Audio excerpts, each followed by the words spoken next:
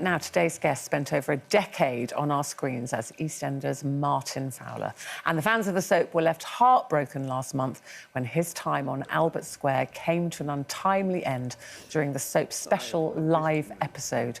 So here to tell us about life after Walford, please welcome James Bye.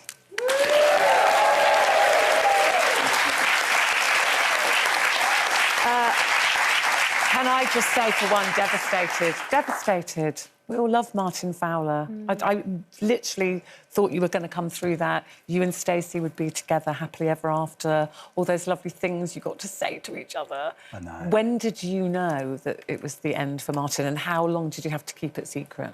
So I think it was around September. And, yeah, then that was it.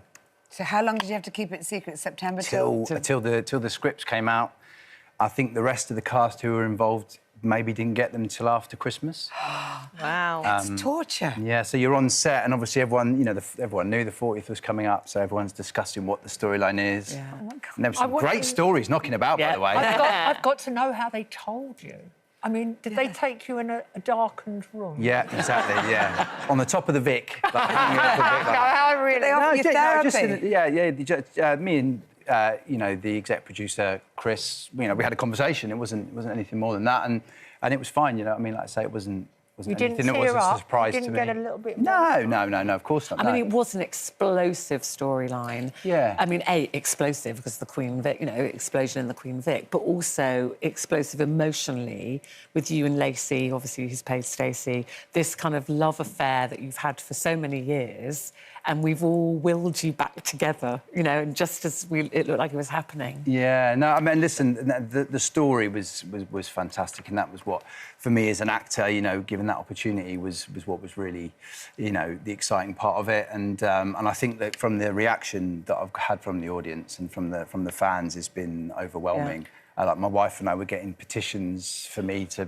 play, I think, James Bond and Doctor Who, yeah, Mr. Darcy. Are you up for those? Yeah. You up for those? Yeah. Well, I thought I'd say I'll do Mr. Darcy first, and then I'll rock on to Bond, and if I've got time, I'll have a crack at Doctor Who. Perfect for that. But that's what you're doing now, isn't it? So tell us what you're doing now. So you're doing a theatre tour. Yeah, so I'm at the Mill in Sonning, Yeah. which is actually next door to George Clooney's holiday home. it. So he might pop over. He might pop in. He's more than welcome. I'll comp Will you him give him a if he free wants. ticket? I might. Freebies, I'll give him a comp if he gets me in his next movie. And so we're at the Mill at Sonning from the 1st of May all the way to the end of June, and then we go on a little tour around sort of parts of the south, go down to Wales, Bath. So it's the sequel to Pride and Prejudice? Yeah, so if anyone doesn't know the P.D. James novel, it's 6 years after we left them in Pride and Prejudice. Yes.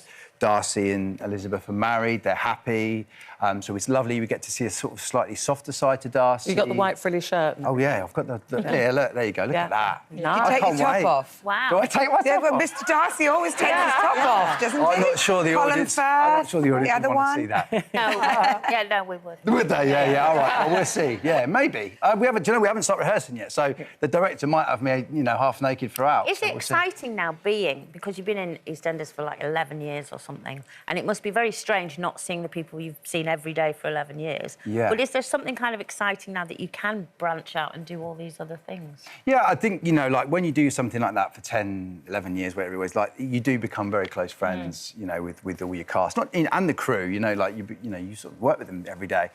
So that was the hardest part, saying goodbye to them. But, yeah, now you get to, you know, no one's stopping you doing anything, so, you know... And you get more time at home now, Get more time at home, and even during the play, obviously, once rehearsals finish, you know, I'll be able to be at home with, you know, and be dad again and take the kids to school in the day, and then Victoria will have to do all the night times, which that's fine by me. We're talking of your lovely children. Mariella wanted to talk to you about adolescence.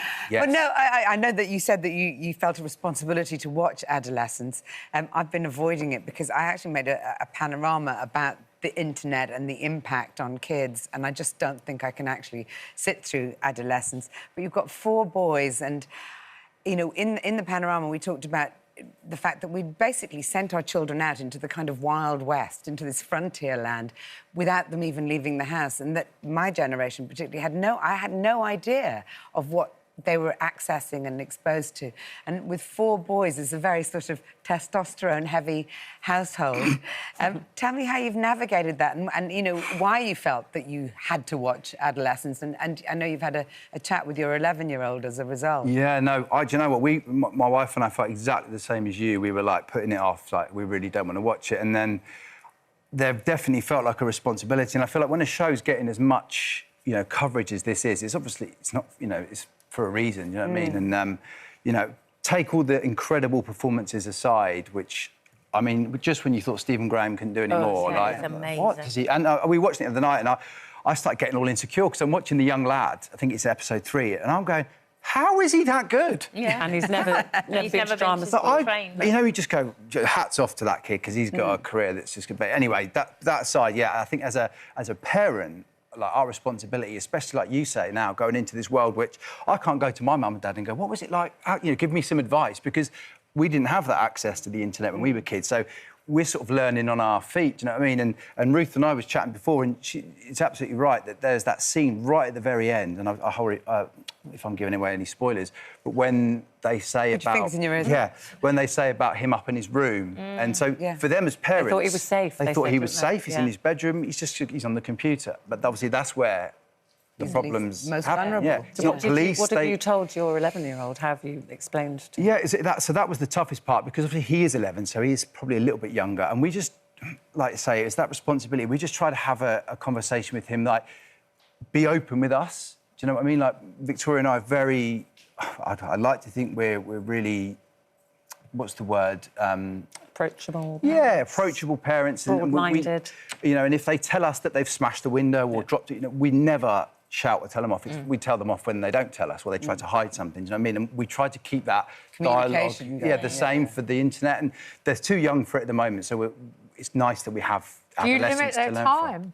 Yeah, absolutely. Yeah. No, otherwise, you know, bless them, they're kids, don't they? They just think, well, this is great fun, I'll do it all day. And at the moment, they just play on, you know, on the computer games that I think most kids do.